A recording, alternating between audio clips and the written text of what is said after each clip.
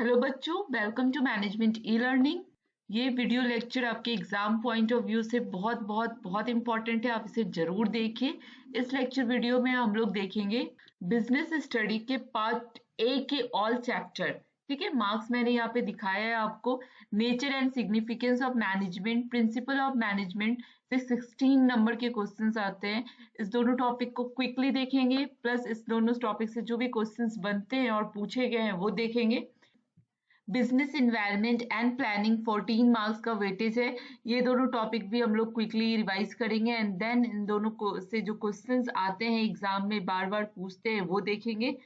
फिर हमारा chapter 5, 6, 7, 8 organising, staffing, directing, controlling, इनसे कंबाइंडली 20 मार्क्स के क्वेश्चंस पूछते हैं। तो ये सारे टॉपिक के सारे keywords, important points and then जिससे आप इजिली क्वेश्चन को क्रैक कर सकते हो। ठीक है, तो ये सब हम लोग देखेंगे इस वीडियो में। प्लस इस वीडियो से ही आपको 50 मार्क्स आने की पूरी संभावना है। 50 आउट ऑफ 50 आने की पूरी चांसेस है, क्योंकि मैं ऑलमोस्ट सारे कीवर्ड्स दे रही हूँ इस टॉपिक से रिलेटेड। प्लस जो क्वेश्चंस पूछे जाते हैं, किस तरीके से पूछे जाते हैं, वो मैं एक्सप्लेन करने वाली हूँ। तो प्लीज इस वीडियो को एंड तक देखें और तैयारी को और मजबूती से कर लें। चलिए आइए देखते हैं। पहला टॉपिक है nature and significance of management. Nature and significance of management and principal of management से ही आपके 16 नंबर के क्वेश्चंस होते हैं। फटाफट देखते हैं। नेचर मैनेजमेंट का कैसा होना चाहिए? गोल ओरिएंटेड होना चाहिए। जो मैनेजमेंट है उसका एम क्या होता है? ऑर्गेनाइजेशनल ऑब्जेक्टिव को अचीव करना, इसलिए ये गोल ओरिएंटेड होना चाहिए। देन सेकेंड नेचर है यूनिवर्सल। मैनेजमेंट का जो प्रिंसिपल है वो अप्लाई होता है ऑल ऑर्गेनाइजेशन के लिए, चाहे वो बिजनेस सेक्टर का हो या गवर्नमेंट सेक्टर का हो, प्रॉफिट सेक्टर का हो, नॉन प्रॉफिट हो, बड़ी हो छोटी हो, वो यूनिवर्सल है, वो सबके लिए एप्लीकेबल है। Then management is the continuous process. Management ongoing activity होती है, वन टाइम टास्क नहीं है, हमें कंटिन्यूअस इसको करना होता है। Then it is a multi dimensional. ठीक है, ये मल्टी डायमेंशनल नेचर की होती है, या इसमें बहुत सारे लोग, वर्क, ऑपरेशन इन्वॉल्व होते हैं। तो मैनेजमेंट क्या है? गोल ओरिएंटेड है, यूनिवर्सल है, कंटिन्यूअस प्रोसेस है एंड मल्टी डायमेंशनल है। Then dynamic in nature. Management क्या है? डायनेमिक इन नेचर है, चेंज होते रहती है। मैनेजमेंट को अडॉप्ट करना आना चाहिए according to change in technology, competition and trend. ठीक है, दैट्स वाई मैनेजमेंट को कंटिन्यूअस प्रोसेस बोला गया है, क्योंकि ये डायनेमिक इन नेचर है। ये एक जैसा नहीं रहती है। आज कुछ और सिनेरियो में काम हो रहा है, नेक्स्ट 10 ईयर्स में कुछ और सिनेरियो होगा। ठीक है, देन ग्रुप एक्टिविटी। मैनेजमेंट क्या है? मैनेज करना टीम वर्क को, पीपल को मैनेज करना, इसलिए ये कभी भी वन मैन हैंड वर्क नहीं है, ये ग्रुप एक्टिविटी है। Then intangible force. मैनेजमेंट को हम लोग कोई देख नहीं सकते। इनटेंजिबल मतलब which can not be see and touch. ठीक है, तो management also can't be see but it impact is felt. ठीक है, are the nature of management, characteristic of management, features of management। 10 marks के क्वेश्चन में आप ये जरूर करके ऐसे एक्सप्लेन करके जरूर आइएगा। नेक्स्ट है सिग्निफिकेंस ऑफ मैनेजमेंट। 10 मार्क्स में आपको इंपॉर्टेंस और सिग्निफिकेंस ऑफ मैनेजमेंट पूछ सकता है। देख लो quickly.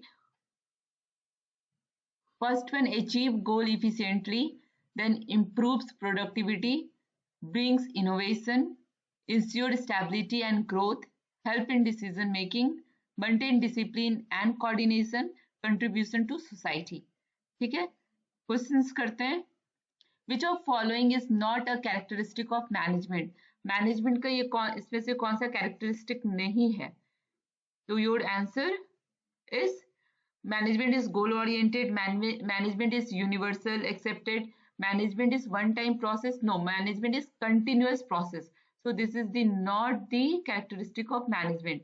and then management is multidimensional। ठीक है, ये सारे कैरेक्टर हैं यहाँ पे, वही कैरेक्टर मैंने लिखे जिनसे क्वेश्चंस पूछे जाते हैं। ये सारे नेचर एंड मैनेजमेंट के कीवर्ड्स हैं।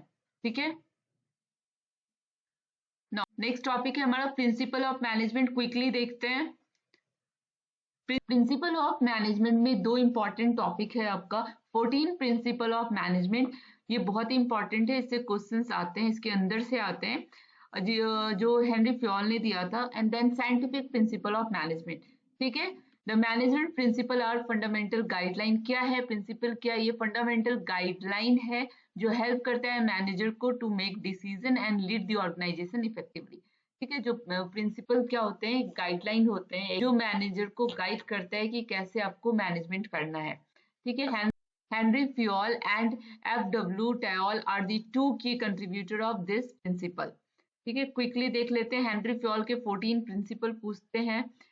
14 प्रिंसिपल में क्या क्या है? Division of work, authority and responsibility, discipline, then unity of command, unity of direction. ये इन सभी के मतलब देखने होंगे, इन सभी के अंदर क्या क्या कीवर्ड्स आता है मैं वो आपको एक्सप्लेन करूंगी अभी। ठीक है, remuneration, centralization, scalar chain, order, equity. These are the 14 principle of Henry Fayol. Henry Fayol father of modern management theory भी कहा जाता है। ठीक है, तो ये भी क्वेश्चंस में पूछते हैं कि who is the father of modern management theory? तो Henry Fayol. Division of work क्या है? डिवीजन ऑफ वर्क है कि जो भी वर्क है उसको डिवाइड कर दिया गया है अकॉर्डिंग टू स्पेशलाइजेशन, किस वर्क में कैसा स्किल चाहिए। ठीक है, उसके अकॉर्डिंग वर्क को डिवाइड कर दिया गया है।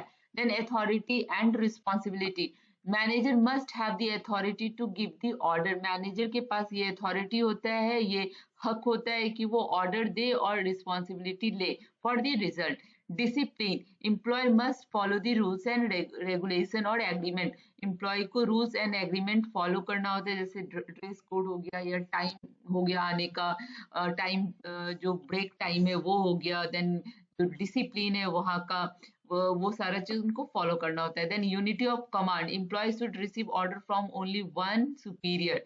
यूनिटी ऑफ कमांड में कीवर्ड क्या आएगा कि order from only one superior. ठीक है, एंड यूनिटी ऑफ डायरेक्शन में क्या, group with the same objective should have the one plan and one leader. कोई भी एक ग्रुप है जिनका ऑब्जेक्टिव सेम है, उनका एक ही प्लान होना चाहिए और एक ही लीडर होना चाहिए। तो यूनिटी ऑफ डायरेक्शन, ताकि सबको एक डायरेक्शन में काम करें।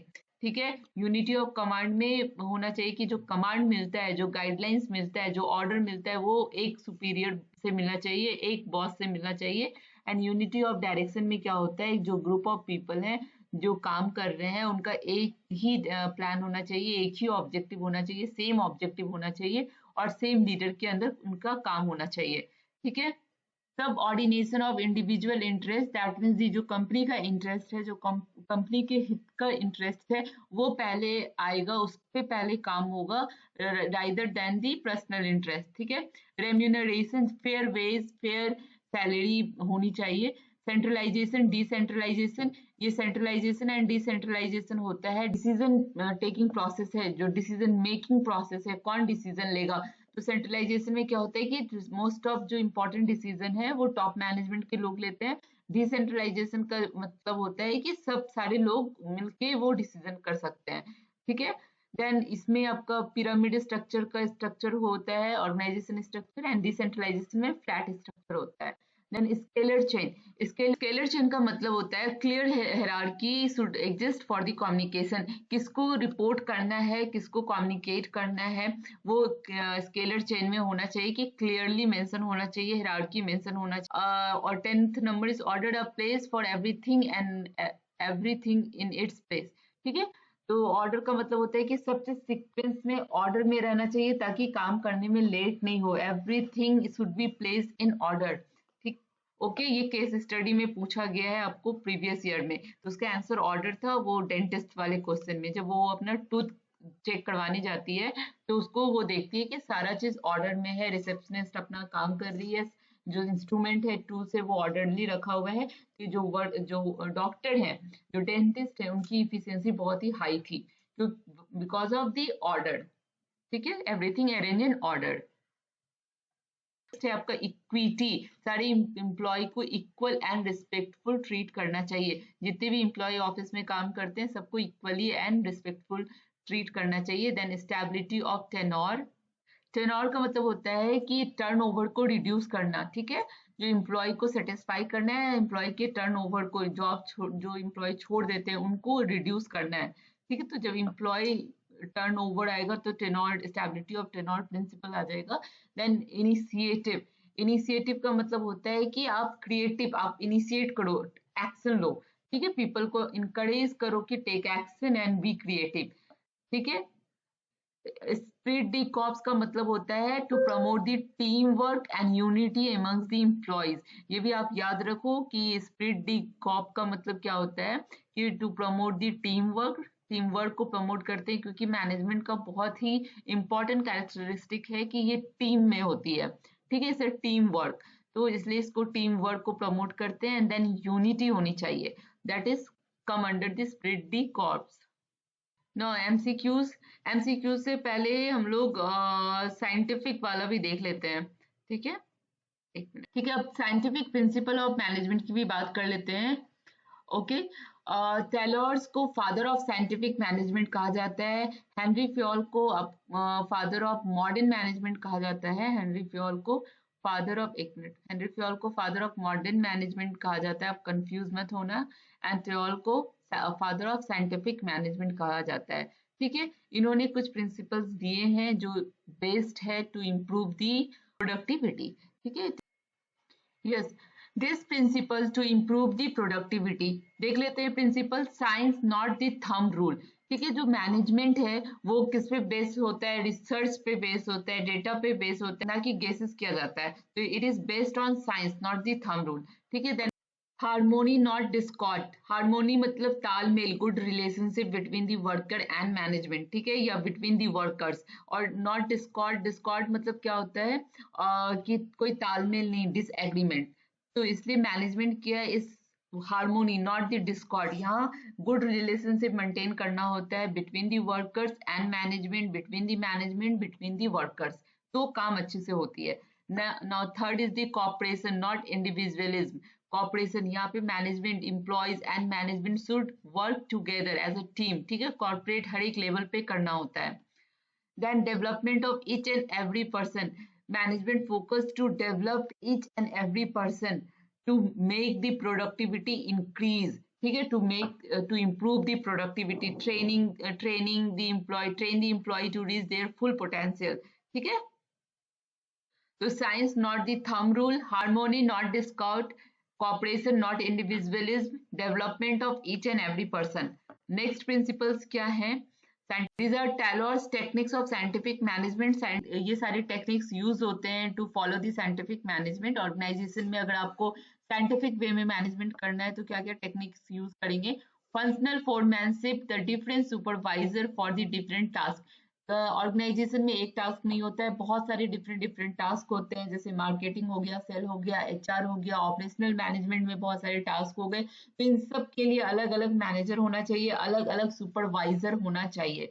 Then standardization, set of uniform standard होना चाहिए for the work method and tool, ठीक है, कि इसी मेथड से ये प्रोसेस होगा या इसी मेथड से ये काम होगा।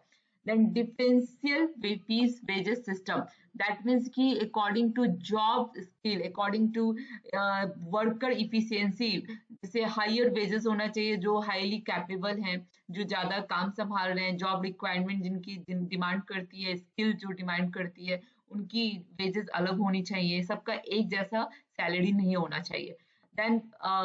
Then motion study, time study and fatigue study. Motion study बताता है कि आप कैसे मोशन में काम करेंगे, किस मोशन में काम करने से कम टाइम लगता है। देन टाइम स्टडी बताता है कि इस वर्क के लिए कितना टाइम देना है। And fatigue study, that means आप टायर्ड, जैसे ब्रेक लेना है, बहुत टायर्डनेस में काम नहीं हो सकता है, तो ये सारे स्टडीज के अंदर आती है।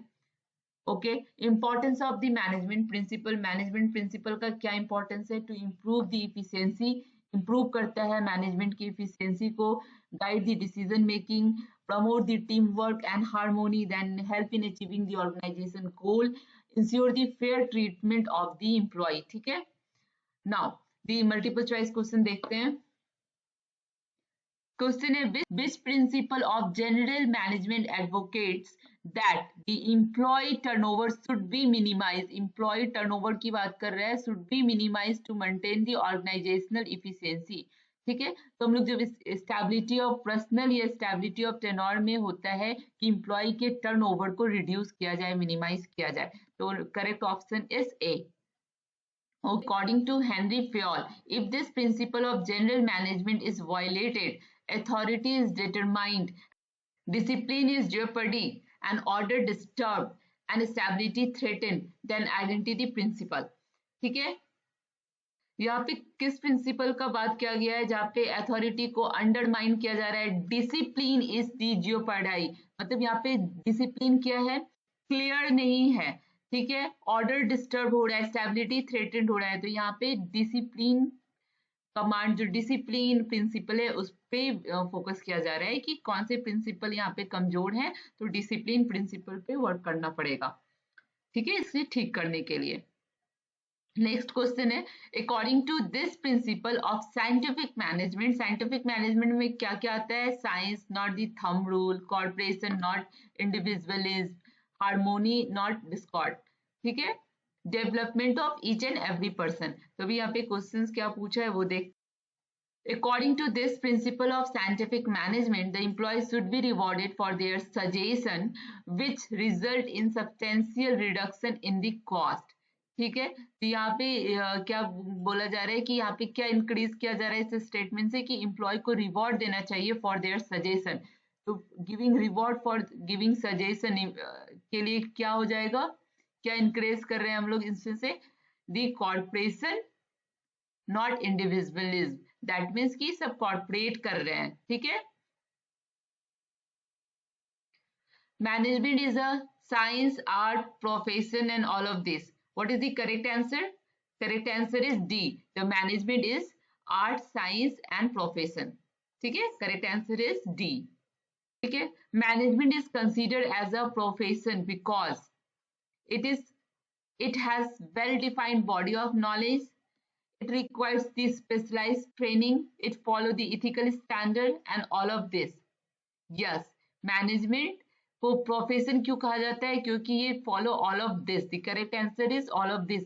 प्रोफेशन में एक स्पेशलाइज वेल डिफाइंड नॉलेज की जरूरत होती है, मैनेजमेंट का खुद का कोर्स होता है, देन ट्रेनिंग की जरूरत होती है एंड सम एथिकल स्टैंडर्ड होते हैं, that's why it called the profession.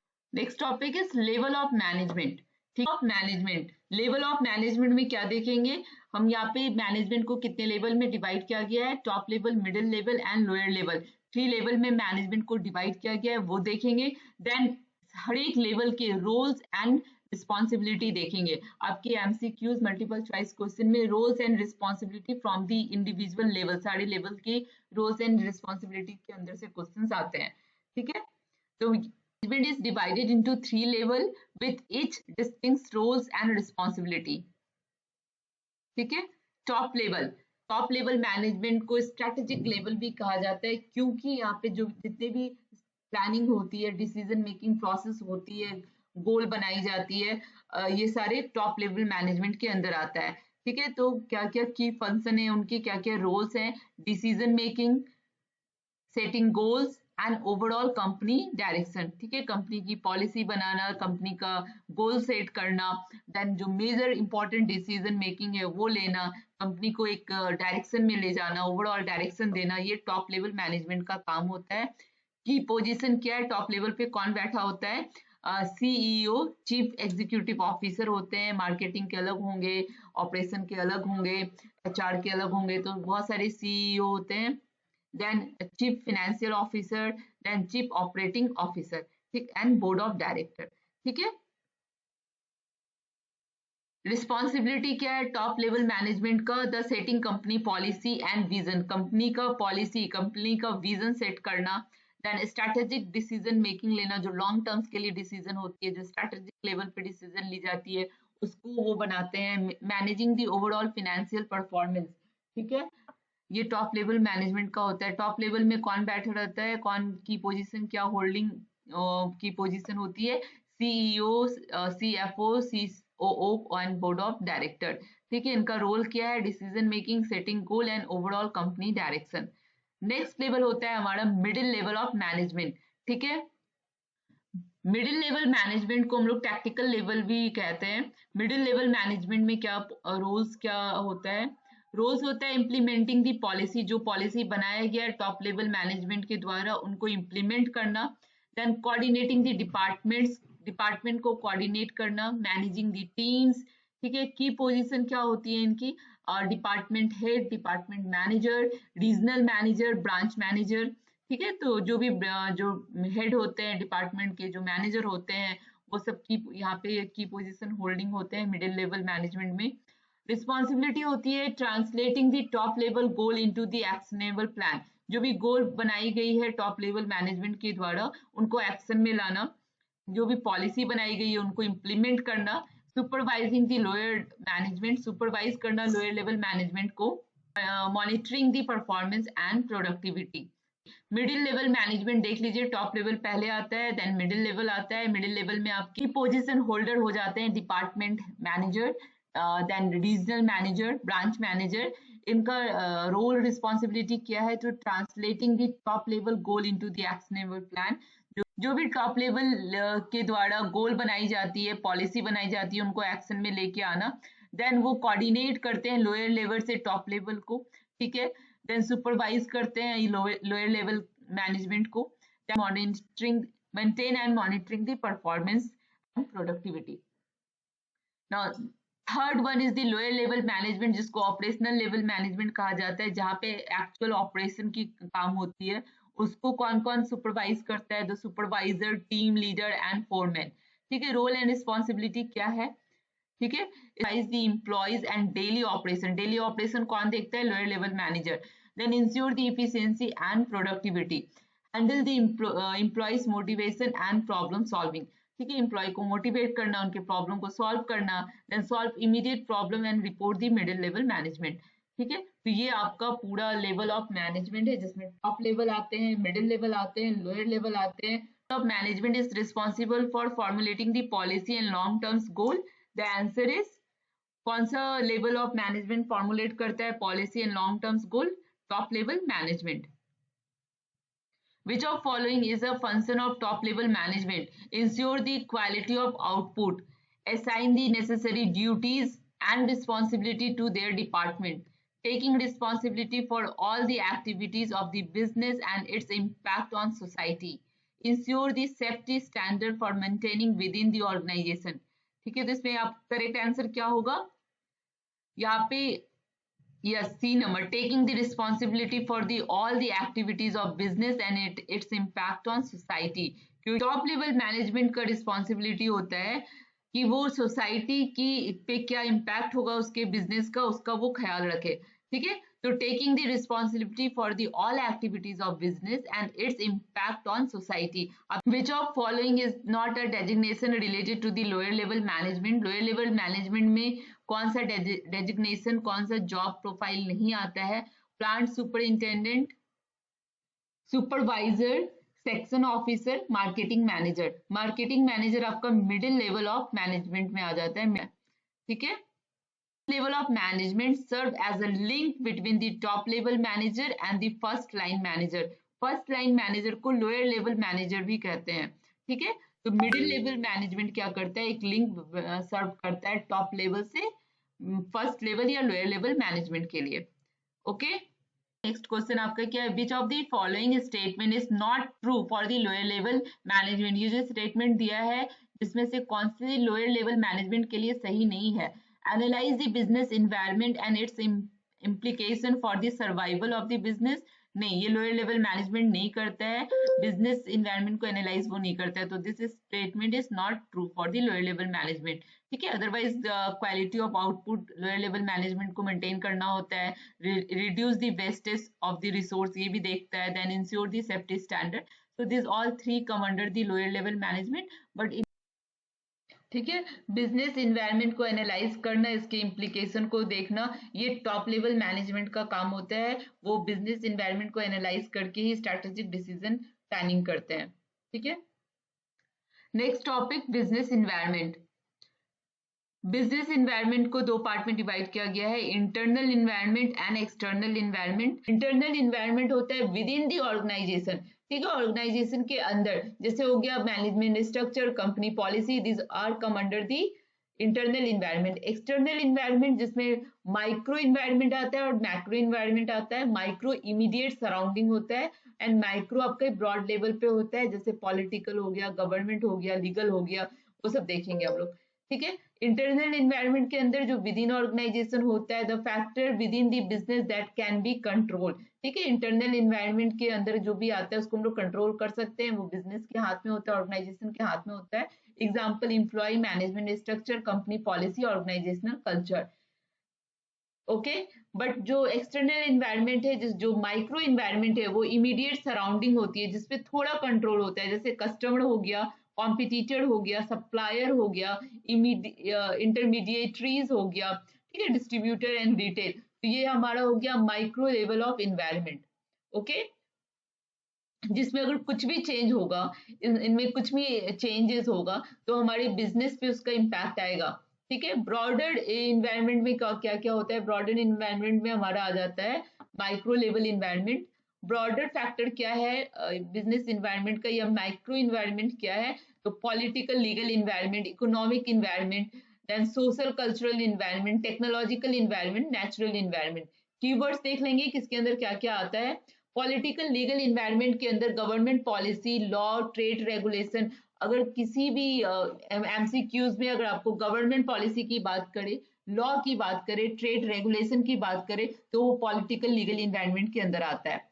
Economic environment के अंदर हम बात करते हैं इन्फ्लेशन की, जीडीपी की, इंटरेस्ट रेट की, एम्प्लॉयमेंट लेवल की, वो सारे इकोनॉमिक के फैक्टर हैं। देन सोशल कल्चरल इन्वायरमेंट के अंदर life style, education, cultural trend, ये सब बात होती है। टेक्नोलॉजिकल इन्वायरमेंट के अंदर इनोवेशन, ऑटोमेशन, डिजिटलाइजेशन की बात होती है। एंड नेचुरल इन्वायरमेंट का कीवर्ड है climate, natural resource, sustainability. Importance of business environment क्या है, to help in identifying the opportunity and threat, guide the strategic planning and decision making, ensure the adaptability to the market change, improve the performance and competitiveness, encourage the innovation and growth। ठीक है, question answer देख लेते हैं। Business environment refers to option A, internal factor affecting a business, option B, external factors affecting a business, option C, both internal and external factor, option D only legal factor. तो business environment में both internal and external factor जो अभी हम लोगों ने पढ़ा है, okay. Next question, which of following is not a component of business environment, कौन सा इसमें से बिजनेस इन्वायरमेंट का कंपोनेंट नहीं है। Economic environment is the business environment component है। Technological environment yes, political environment yes, personal environment नहीं आता है बिजनेस इन्वायरमेंट के अंदर। तो option number D, personal environment is not the component of business environment. Legal environment of business include, next question है, legal environment of business, legal environment में क्या क्या आता है, इन्फ्लेशन रेट, ये इकोनॉमिक में आता है। Company law and labour law, yes, company law and labour law come under the legal environment of business. A rapid growth of e-commerce and digital payment is an example of which business environment factor। ठीक है, e commerce and digital payment ये बता रहा है आपका technological environment. The correct option is C, technological environment. ठीक है, important है, आ सकता है। Which of following is not a characteristic of business environment? Business environment में कौन सा इसमें से characteristic नहीं है? Business environment is dynamic in nature. Yes, this is correct. Uncertainty, yes, business environment uncertain होता है. Stability नहीं. Business environment क्या होता है? Dynamic in nature होता है, हमेशा change होते रहता है, uncertain होता है, stable नहीं होता है, stability नहीं होती है. Okay? तो correct option is C. Next video आपका मैं फंक्शन ऑफ मैनेजमेंट पे देने वाली हूँ with MCQs and important questions. ठीक है, तो मैं इसका लिंक इसमें डाल दूंगी, आप प्लीज देखिएगा। मैंने